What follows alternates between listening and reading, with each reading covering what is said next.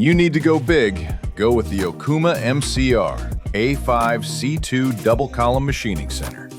Nothing else compares to its highly rigid and accurate boxway guide system and table that supports loads up to 48,400 pounds, or its powerful 5-sided machining capabilities for reduced setup times. Inside, the cross-rail absorbs the heaviest vibrations along the Y-axis when roughing, semi-finishing, and finishing large parts.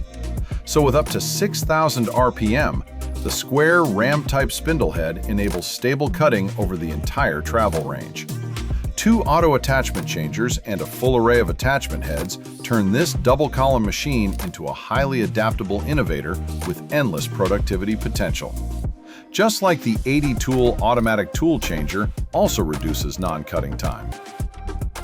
Outside, the MCR-A5CII features a retractable roof from Hennig for optimal chip management during especially heavy cuts. And the OSP P500 CNC control puts precise programming and power at operators' fingertips. The only things bigger than this machine are the opportunities it creates for your shop.